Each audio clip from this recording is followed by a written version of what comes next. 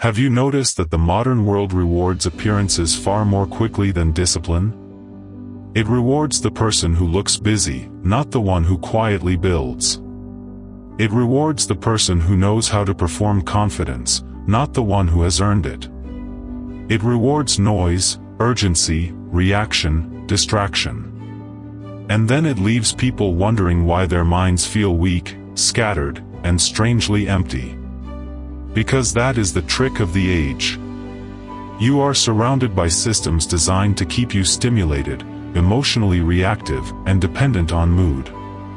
Every scroll gives you the illusion of movement. Every excuse sounds reasonable. Every delay feels harmless. And little by little, a person can start confusing comfort with peace, motion with progress, and self-protection with self-respect. But underneath all of that, life keeps asking the same brutal question. Can you still move when you do not feel like it? That is the dividing line. Not talent. Not motivation. Not intelligence. Not even confidence, at least not the kind people talk about online. Real confidence is built in private. It is built when nobody claps. It is built when your body is tired, your mind is crowded, your emotions are messy, and your life is not giving you the perfect conditions you thought you needed. In this video, we are going deeper than generic self-help. We are going into the psychological mechanics of dangerous consistency, the kind that does not rely on hype, inspiration, or lucky timing. We will break down 5 ruthless lessons that strengthen the mind from the inside out, how to act under imperfect conditions, how to replace self-defeating habits without lying to yourself, how to create fast and honest feedback, how to eliminate indecision before it drains your energy, and how to build a baseline that survives even your worst days. And near the end, there is one layer most people never understand until it is too late: why discomfort, the very thing most people spend their lives trying to escape, is often the doorway to the version of you that no longer shakes under pressure. Because once you understand that, consistency stops being a struggle. It becomes identity. So if you have ever felt like you know exactly what to do, yet still watch yourself hesitate. If you are tired of beginning strong and disappearing halfway through. If you are exhausted by the gap between the person you could be and the person your habits keep creating. Stay with me. This is not about becoming louder. It is about becoming harder to break. And in a world full of performance, that kind of inner order becomes power. Why consistency feels so hard in a fake world. One of the strangest things about modern life is that almost everyone talks about discipline, but very few people build their lives around it. People admire consistency the way they admire a sculpture in a museum. They respect it from a distance. They post quotes about it. They talk about routines, habits, mental toughness, focus. But when real discipline arrives, it never looks glamorous. It looks repetitive. It looks inconvenient. It looks lonely. It looks like doing what matters when there is no emotional reward waiting for you on the other side. That is why so many people fail. Not because they are incapable. Not because they are cursed. Not because life singled them out. They fail because they built their behavior around ideal conditions. They tell themselves they will start when they feel clear. They will work when they feel motivated. They will commit when life gets less chaotic. They will become disciplined when they are finally ready. But life does not respect that fantasy. The alarm rings when you slept badly. The deadline comes when your mind is foggy. The difficult conversation appears when your emotions are already heavy. The responsibility arrives on the same day your energy disappears. And if your entire system depends on feeling good first, then reality will keep humiliating you. The Stoics understood this long before modern psychology gave it new language.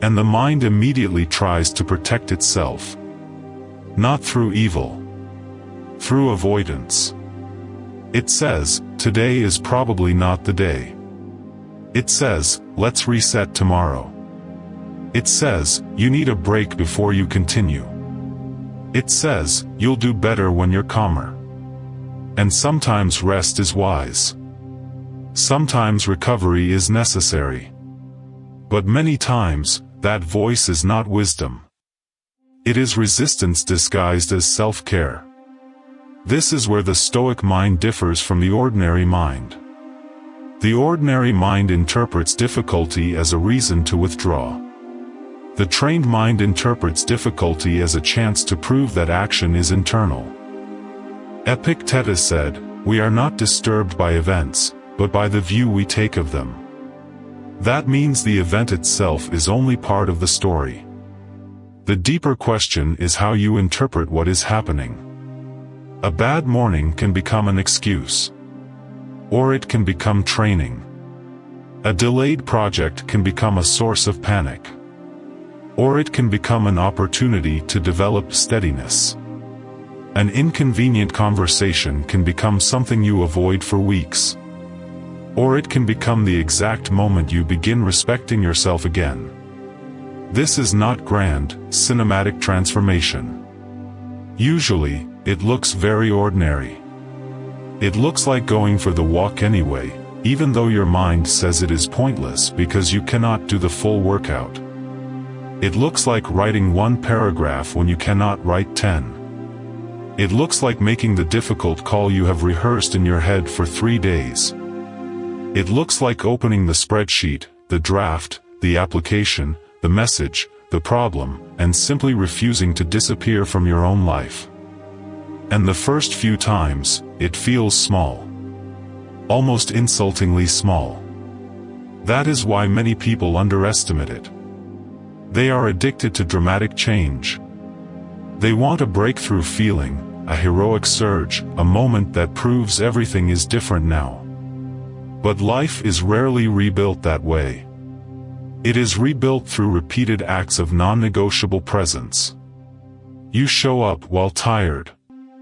You show up while annoyed. You show up while uncertain.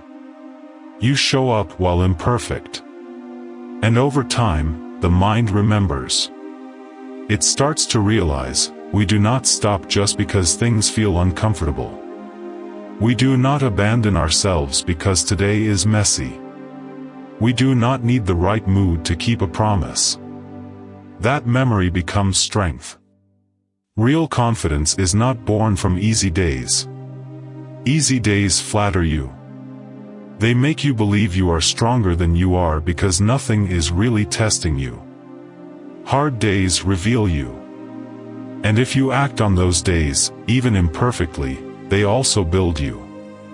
There is a man in his early 40s, maybe successful on paper, maybe not. He has responsibilities, aging parents, bills, children, pressure, noise. He does not have the luxury of waiting for life to become simple again. He comes home drained. Part of him wants to disappear into the couch, into food, into screens, into numbness. And maybe sometimes he does. But the day he sits down for 20 minutes and handles the one thing he has been postponing all week, something invisible changes. Not because the task was huge. Because he proved that exhaustion is not always the final authority. That is how self-respect is rebuilt. Quietly. Practically. Without an audience. Marcus Aurelius also wrote that the soul becomes dyed with the color of its thoughts. And the same is true of action. Your identity becomes dyed with what you repeatedly do under pressure. If you repeatedly retreat when life becomes inconvenient, the mind learns retreat. If you repeatedly move, even in small ways, when conditions are ugly, the mind learns power. So stop measuring yourself only by ideal performance. Measure yourself by your response to imperfection. Because anyone can function when the weather inside them is clear.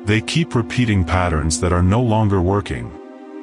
They keep using the same emotional logic, the same excuses, the same rituals, the same pacing, the same reactions, and then wonder why nothing changes. But if you never stop to observe, you cannot adjust. And if you cannot adjust, you are not growing. You are circling. This is why reflection is not optional. It is operational. At the end of the day, most people either distract themselves or judge themselves. They numb out, or they turn the whole day into a moral drama.